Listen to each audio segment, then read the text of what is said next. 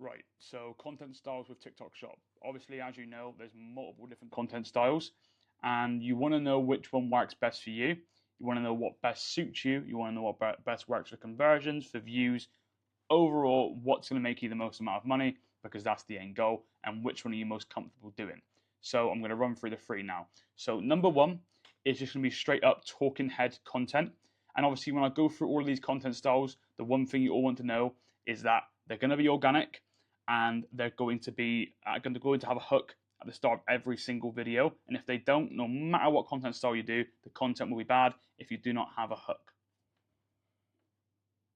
To clean these trainers. Oh my god. My goodness. Finally, my favourite shoe whiteners are back in stock, guys. It's been the longest time and they're fine. So that's the first hook, the first video style, sorry, and that's just straight up talking head content, sat in front of the camera, doing whatever.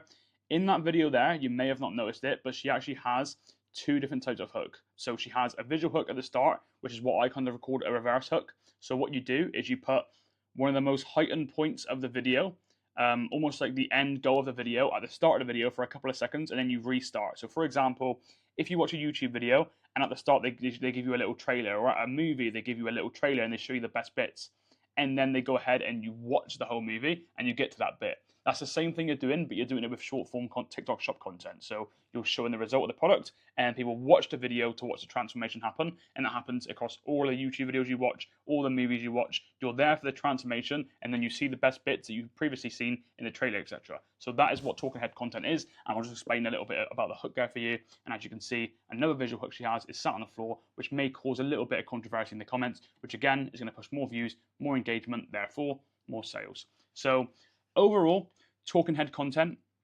in my opinion, is going to be the future. Long term, it will be. I mean, as long as you can optimize for good watch time, which, as you know, is one of the most important things when it comes to TikTok Shop and actually making good money.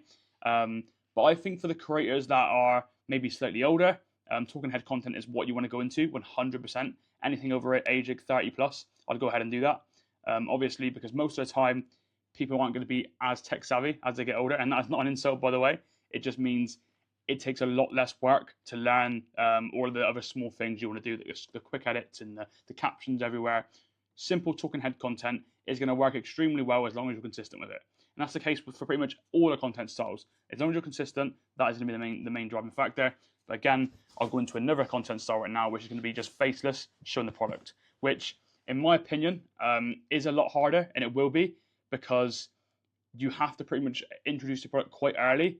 And if you don't, your visual hooks have to be extremely good. Whereas with talking head content, you don't need to do that, because there's already a human connection between you and the viewer, which kind of means you don't have to do any of that. And you can obviously have your visual hook, but it doesn't have to be as strong. And you'll see that in these videos here. We all used to just clean our shoes like this, but my girlfriend's boyfriend. But you can see how it gets straight into that. Do you see that? Controversy, my girlfriend's boyfriend.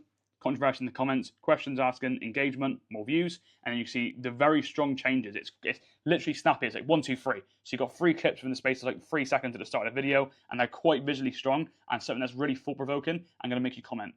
So that's something at the start of a video which you're going to need to have at the very start of your videos if you're doing faceless content. And the one thing that doesn't really work too well anymore, especially as of the date right now, which is what, July 2025, what you want to do is not have those like silly visual hooks where, for example, he's putting that stuff in the toilet. Realistically, it's not going to convert that well anymore. It did a couple of months ago, but as you know, things change. That's just an example piece of content that I wouldn't really have. I'd still have a strong visual hook, but something that's got some sort of problem that your product's going to fix later in the video without showing that as a selling video straight away, if you know what I mean. And we'll carry on watching the video. Friend got me this the other day, and it does such a better job. All you do is give it a little pump like that and scrub away with the special foam. With it getting to summer, I'm going to be wearing lighter coloured trainers, and I don't want to be rocking the UK Girl Dirty Air Force look. It doesn't just work on this fabric either. It works on harder to clean fabrics, and it doesn't damage your shoes because of the special brush head. I usually use it on my soles too, so they literally feel like a brand new pair. So as you see with those type of videos right there, if you are going to do those like sillier visual hooks and sillier verbal hooks, for example, you've got to make sure you massively overcompensate with showing the benefits of the product. And you can see he massively did that there. He did it with 2 pairs of shoes. He showed a little collage where he had one at the top, one at the bottom, before and afters, pretty much doing everything he can to make sure the video is centered around the product after that first kind of 6 to 7 seconds of really, really pushing for that watch time and that engagement that he's going to get from that start of the video.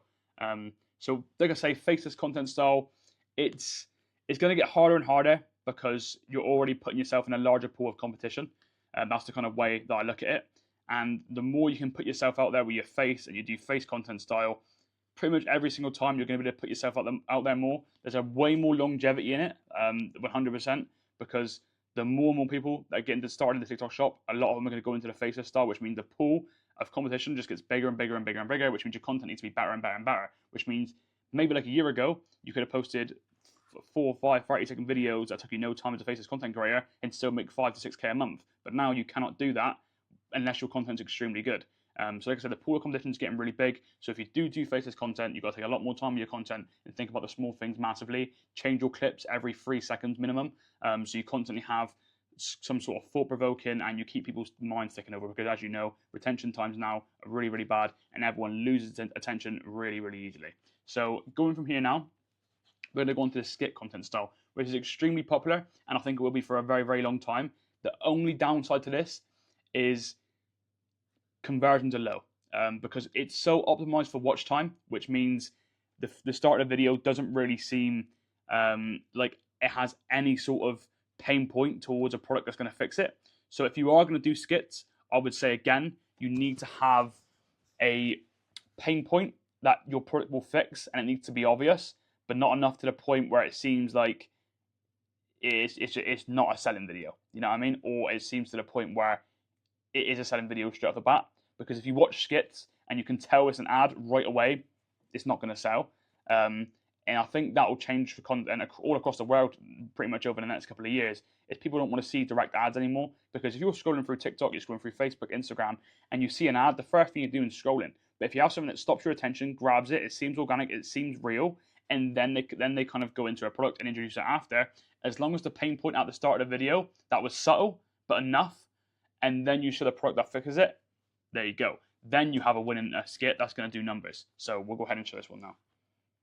Buy this car off this lady, and I think she's trying to scam me. Yeah, So as you can see for this video, it probably converted quite well. It seems really organic, and you can see he's asking for 2 sugars with a cup of tea, which it does seem really organic. It seems really real. It seems like a video someone would take. But the pain point that he's shown at the start of the video was, I think this woman's trying to scam me, and it looks like he's buying a car. So for anyone that sees this video at the very start, probably, and as you know, you may not know, but TikTok's algorithm is extremely, extremely good. So if they see something, it'll get pushed to the correct audience. So if he's buying a car, it's probably going to get pushed to an audience where they're interested in cars, and the product that he shows there in the video is going to help the people that are going to buy cars quite consistently, or they're just interested in cars overall. So we'll go ahead and show this now.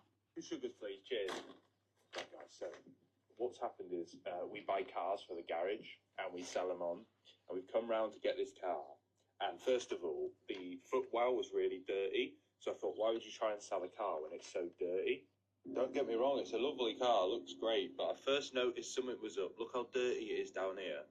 So this is why, in these situations, I always bring this little device. You can use these on...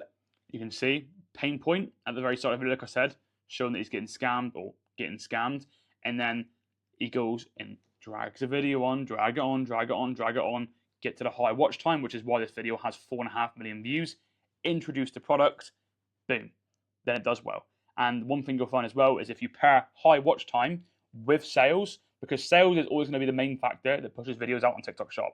But if you can't optimize for sales, then you need to optimize for watch time. So that's why I always tell everyone, if you post a video that has terrible watch time, it's probably going to get 200 viewers, which means the pool of people that are likely to buy it is extremely low. And that's why people who don't optimize for watch time don't tend to get the craziest amount of sales, because they can't get high views. But if you can widen your pool, yes, the people that are going to buy the product may not be as, what would you call it? They may not be as inclined to buy the product because it's a much bigger pool of people, which means TikTok struggle a bit more to niche down and figure out who this video is for. But because you have a massive pool of people, there's still a high percentage chance that who sees it is going to buy it. Because if you optimize for watch time, you're going to have 20,000 people. Even if no one buys out of those 20,000 people, it's much better than having 200 people view it with a niche audience. Then you'd rather have 20,000 people and likely someone's going to buy it out of those 20,000 viewers. So optimize for watch time, and then introduce the product, and then you have a much better chance at getting a sale. You get that first sale, and the video will keep doing the same thing and sell again, and there you go. And you're going to keep making sales, the video keep getting pushed, and then when it stops, message a company, get them to run ads on the videos, and they keep pushing because it's already proven to work. Sorry, let me depress that, but we'll go again here. Any car, truck, van, they're just a car scanner. You literally just plug it in down here. So now we're going to do a full vehicle health check to see exactly what's wrong with the car. I knew it. I knew she was up to something. So it's come back with 85, which is pretty bad. But look at all these different faults. But what I love about this CarPal device is I can go into each. And then again, he shows every single small benefit of the product as fast as he can with the cuts. Then again, because one thing I want to explain to you is, like I said beforehand, watch time, and we all know how important it is.